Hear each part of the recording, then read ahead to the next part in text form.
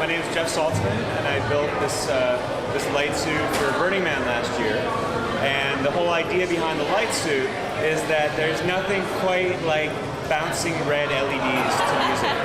Watching red LEDs respond to audio input, there's something very gratifying to me personally about that. So I built the suit with individually addressable LED strips. Okay. So this mode shows that I can talk to them and tell them where to go. Okay. There are accelerometers in each arm to help it figure out which direction it is. So if they go up, you'll see that they're no longer coordinated with the body. They're now showing at a different level. Up higher. Oh, that makes sense. So they're in line with wherever they are. The way this system is designed, there are a number of levels. Okay. But the segments, there are levels and segments. So the segments can map to whatever level the program tells them to map to. Right. So based on the accelerometers in the arms, it knows the orientation at least of the upper arm. Right. And the reason that that's important is that when you're dancing, you might raise your arms up, and so that's known as raising the roof. Absolutely. So the main program. What is this that you're holding in your hand? What is this? This is a little controller. This is a little remote control. There are two rotary encoders. Okay. So this one controls the top line, which is basically the mode selection. Okay. So we're in the rolling mode, which is rolling up or down. And then the right knob controls the parameters. So currently the parameter I'm working on is direction, so I can change it up or down. Okay. And then if I click, it gives me another parameter, so brightness. So 255, the maximum value. This is full brightness. Okay. But I can dial it down and make it much dimmer. Oh, that's awesome. Which, when you're in the dark, it's all very bright. Yeah. And then, of course, there's the delay. How fast is it going? Right. So I can reduce the delay, and it's much faster, or I can make it a lot slower. And then how many segments at a time are lit up. Okay.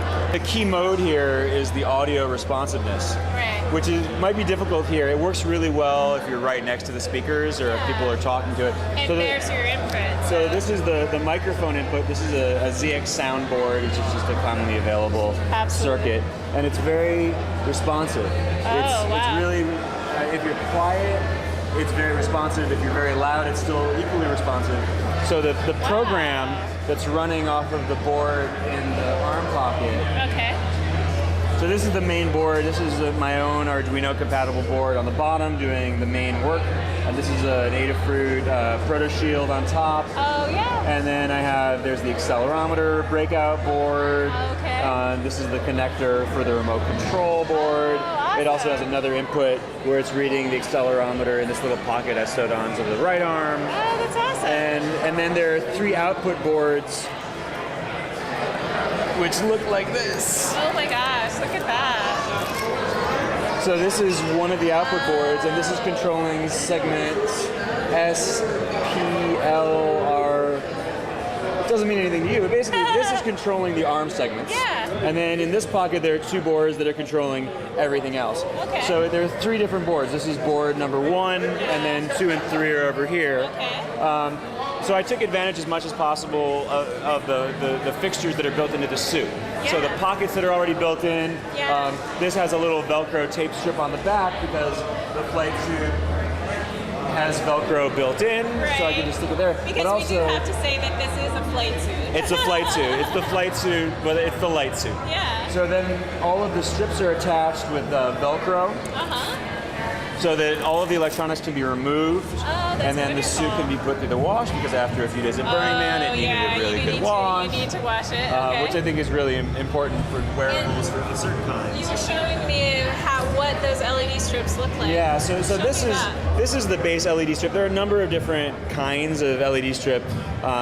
If I did it all over again, I would use a slightly different configuration, but the way they all work is it's essentially a whole bunch of these 3 LED circuits running in parallel. These LEDs are running in series with a current limiting resistor.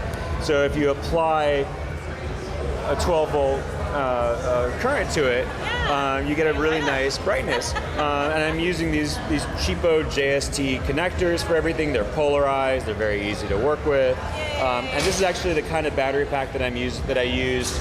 Currently, it's plugged into the wall. Okay. But these battery packs is a 4,500 milliamp hour pack. Oh, that's great. This can run the suit for a couple hours. Really? So I run one of these with the battery pack fits in the pocket here. Oh, that's great. I keep a spare battery in each ankle. So that's smart. as it dies, I move the tape strip to dead from charge, and then I turn it off and I keep track and I just swap out for the next one. That's awesome. I hope to publish all the circuits and the firmware online. I have a blog. Okay, what's your blog? It's a JMS Arduino. Okay. .blogspot.com. Okay. So I have some stuff up there, and I've sent files to people. If anybody asks, I'm very willing to share all of it, any and all of it. Okay, very cool. Well, thank you so much for telling me about your project. Thank you. Thank you. It's a lot of fun to share.